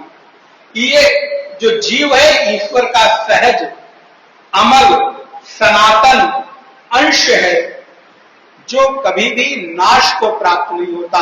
इसलिए इस शरीर से देह के निकल जाने से देही कभी मरता नहीं है। मनःषष्ठानि इंद्रियाणि प्रकृति स्थानि कर्षति। इस शरीर से जब जीव जाता है, शरीर तो ही छूट जाता है, जाता क्या क्या है? देखिए सच है, याद कर लीजिए, पढ़ लीजिए, बार बार याद करिए, इसके अलावा कोई विकल्प है नहीं आपके पास। मनःषष्ठानि इंद्रियाणि, मन सहित आपकी जो 5 इंद्रियां हैं उनको प्रकृति आपकी मृत्यु के समय खींचकर ले जाकर उस अंश में, सनातन अंश में मिला देती है। आप इस शरीर को छोड़ते हो, लेकिन मन सहित जो आपकी इंद्रियां हैं, 5 इंद्रियां हैं, अंतःकरण है, वो इस शरीर को छोड़ देता है, लेकिन वो प्रकृति इसका कर्षण करती है। शब्द क्या दिया? मनःषष्ठानि इंद्रियाणि प्रकृतिस्थानि कर्षति। प्रकृति इसका कर्षण करती है। ये मन बुद्धि चित्त अहंकार और मन इंद्रियां, ये जीव इस शरीर को इतने आसानी से छोड़ता नहीं है, खींच खींच कर छुड़ाना पड़ता है। इसीलिए तो जन्मत मरत दुसह दुख हुई, इस जीव को बहुत दुख होता है। शरीरम यदवाप्नोति यच्चाप्युत्क्रामतीश्वरः गृहीत्वेतानि संयाति वायुर्गंधान् निवासया। बोले जैसे वायु, बड़ा क्लासिकल एग्जाम्पल है, बोले जैसे वायु गंध को अपने माध्यम से उड़ाकर लेकर जाती है, खींचकर लेकर जाती है और फिर एक स्थान तक ले जाकर छोड़ देती है। कहां छोड़ती है? जितनी उस वायु में वेग रहती है उतनी दूर तक गंध उड़ता हुआ जाता है, बाकी वहीं पर छूट जाता है। समझ में आया? बोले वैसे ही प्रकृति भी आपके मन सहित इंद्रियों को खींचकर जो आपकी योनि निश्चित है ले जाकर वहां पर खींचकर छोड़ देती है, उसके बाद उसका काम करती है। वायु गंधान निवासया शरीरम यदवाप्नोति, जैसे एक गंध को दूसरे गंध तक वायु खींच कर ले जाती है, वैसे ही इस देह के स्वामी जीवात्मा को भी यहां से खींचकर और उसको पुनः दूसरा शरीर प्राप्त करा देती है। अर्थात जो आपको योनि मिली है, जहां आपका जन्म होना है, वहां पर इस अंतःकरण को ले जाकर स्थापित कर देते हैं। इसलिए भारतीय सनातन वाङ्मय में पूर्व जन्म और पुनर्जन्म बिल्कुल शाश्वत सत्य है, ये कोई कपोल कल्पना नहीं है।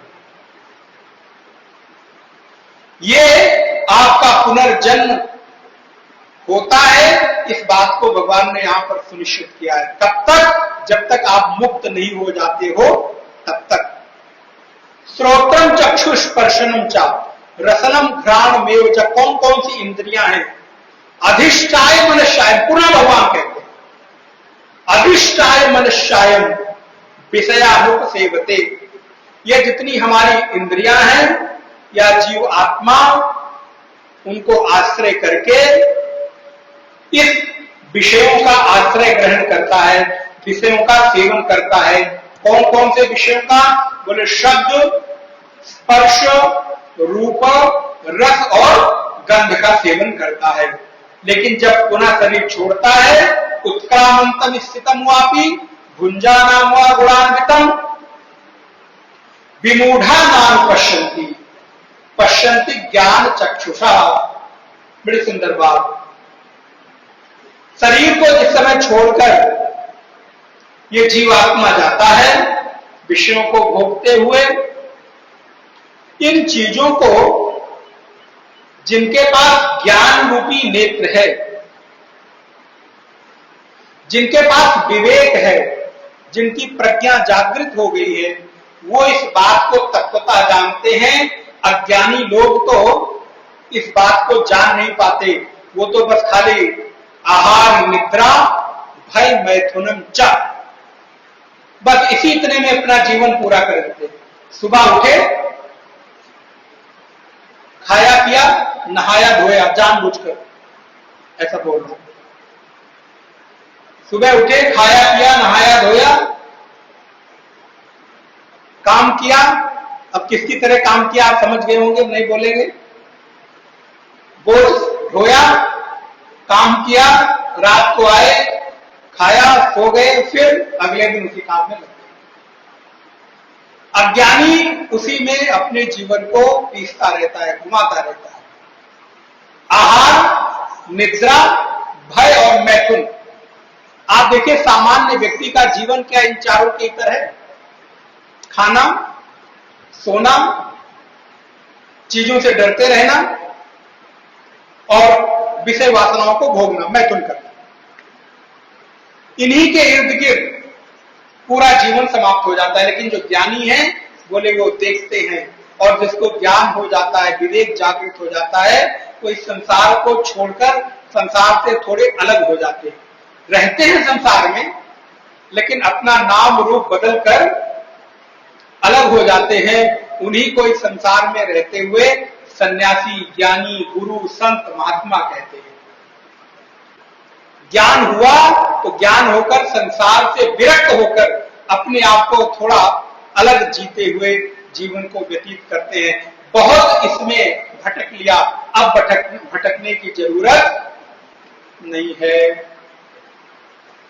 यदादित्यगतम तेजो जगत भासयते खिलम यच्चंद्रमसि यच्चाग्नौ तत्तेजो विद्धिमापकम गामा विश्व भूतानि धारयाम्याम ओजसा। भगवान कहते हैं मैं सारे भूतों को धारण करता हूं, सारे रसों को धारण करता हूं, चंद्रमा में प्रवेश करके अमृत को धारण करता हूं, संपूर्ण औषधियों में अमृतत्व प्रेषित करता हूं, मैं ही संपूर्ण जीवों का भरण पोषण करता हूं।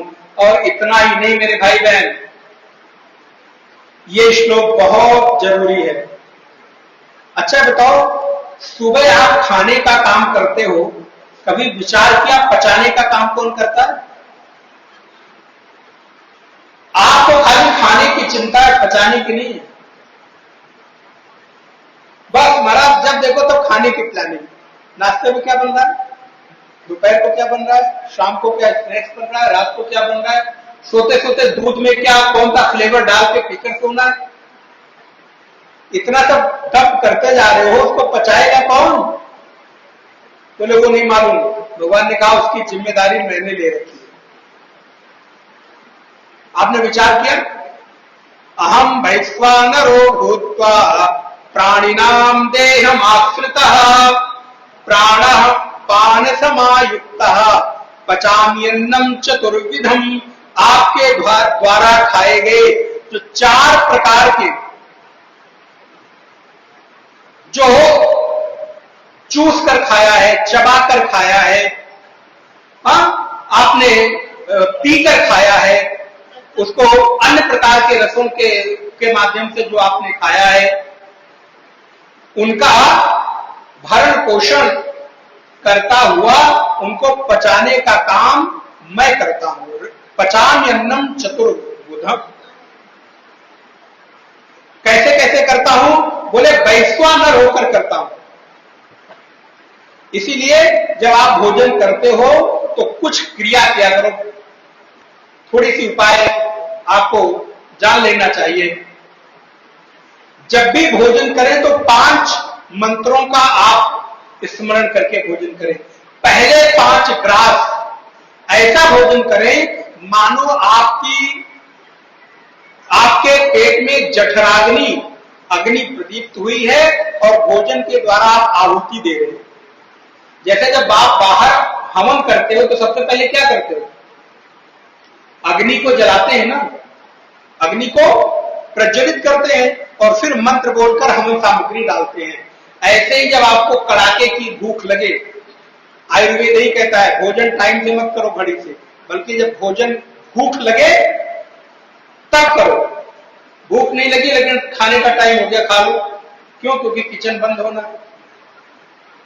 तो या तो ऐसा करो कि उस टाइम पर भूख लग जाए, और नहीं तो भोजन तब करो जब जठराग्नि बिल्कुल प्रदीप्त हो, आपके खाए हुए अन्न को पचाने की क्षमता आपके उदर में आ जाए। तो क्या करो? बोले प्राणाय स्वाहा, पहला ग्रास। प्राणाय स्वाहा, व्यानाय स्वाहा, उदानाय स्वाहा, अपानाय स्वाहा, समानाय स्वाहा, ब्रह्मणे स्वाहा। फिर एक घूंट पानी पीकर फिर जैसा भोजन करना चाहो आप वैसा भोजन करो। भोजन करने की ये रीति है कि 5 आहुतियां मानो वैश्वानर भगवान को यज्ञ कर रहे हो, आहुति दे रहे हो, इस प्रकार से करो जैसे बाहर आहुति देते हो भगवान का स्मरण करके। और भाई भोजन वही करना जिसकी आहुति दे सकते हो, समझ गए? जब आप हवन करते हो तो हवन में क्या डालते हो? जो देवता को पसंद होता है ना, धूप, दीप, नैवेद्य, मखाना, काजू, मुनक्का, छुहारा, तिल, जौ, चावल, घी, गुड़, यही तो डालते हो क्योंकि ये पसंद है। क्या आप वो कुछ डालते हो जो भगवान को नहीं पसंद है? ऐसे ही आपके उदर में भी वैश्वानर भगवान बैठे हैं, तो भोजन वही करना जिसकी आहुति दे सको। ऐसा कोई अशुद्ध भोजन मत करना, जो भोजन नहीं किया जाता, संकेत आप समझ गए होंगे। ऐसा कोई भोजन न करिए जिसको आप अपने भगवान को न अर्पित कर सको। और जब भोजन करें तो हाथ जोड़कर भगवान को अर्पित करके भोजन करें। ब्रह्मार्पणं ब्रह्म हवि ब्रह्माग्नौ ब्रह्मणाहुतं ब्रह्मैव तेन कर्तव्यं ब्रह्म कर्म समाधिना। भोजन ब्रह्म है, भोजन करने वाला ब्रह्म है, और भोजन जिसने बनाया वो भी ब्रह्म स्वरूप है, जो कर रहा है वो भी ब्रह्म स्वरूप है, की जाने वाली क्रिया भी ब्रह्म स्वरूप है। इसलिए ब्रह्म स्वरूप अन्न को मैं उस ब्रह्म को अर्पित कर रहा हूं, इस भाव से भोजन करोगे, भोजन प्रसाद हो जाए। इसलिए भगवान का स्मरण करके हाथ जोड़कर भगवान को अर्पित करके भोजन करें। त्वदीयं वस्तु गोविंद तुभ्यमेव समर्पयेत् ग्रहणोन्मुखो भूत्वा प्रसीद परमेश्वर। प्रभु जो आपका है, आपको अर्पित है, जो कुछ आपने दिया है आपका भोग प्रसाद समझकर मैं उसको आपकी तृप्ति के लिए भोजन कर रहा हूं, उसे स्वीकार करिए। बस सिंपल एक लाइन, आपका दिया भोजन आपको आपके लिए प्रसाद समझकर ग्रहण कर रहा हूं, उसको स्वीकार करिए। भोजन भोजन न होकर प्रसाद हो जाएगा। यहां पर भगवान कहते हैं सर्वस्य चाहम हृदय सन्निविष्टा मत्त स्मृतिर्ज्ञान अपोहनम चा। मैं ही स्मृति और मैं ही चीजों को भुलाने वाला हूं। इसलिए हे अर्जुन, जो लोग हमको जानते हैं वो लोग हमारा भजन करते हैं और इस पुरुषोत्तम परमात्मा को प्राप्त करते हैं। कैसा है पुरुषोत्तम परमात्मा? श्लोक नंबर 18 में कहते हैं, यस्माक्षरमती तो हम अक्षरादपि चोत्तमः अतोस्मि लोके वेदे च प्रथिता पुरुषोत्तमः। वो अक्षर परमात्मा, यो मामेव सम्मूढ़ा जानाति पुरुषोत्तम। हे अर्जुन, जो ज्ञानी मुझ पुरुष को तत्व से जानता है, मुझ पुरुषोत्तम को जानता है, वो सब प्रकार से मेरा भजन करता है तो अंततो गत्वा मुझे ही प्राप्त करता है। यही गुह्यतम ज्ञान है, जो मुझे जान लेता है फिर वो मेरा हो जाता है। श्लोक नंबर 20 आप लोग दोहराएंगे। इति गुह्यतमं शास्त्रम् इदमुक्तं मया नघ एतद् बुद्ध्वा बुद्धिमानस्त्वा एतद् बुद्ध्या बुद्धिमानः स्यात् कृतकृत्यस्य भारत इति गुह्यतमं शास्त्रम् इदमुक्तं मया नघ एतद् बुद्ध्वा बुद्धिमानः स्यात् कृतकृत्यस्य भारत।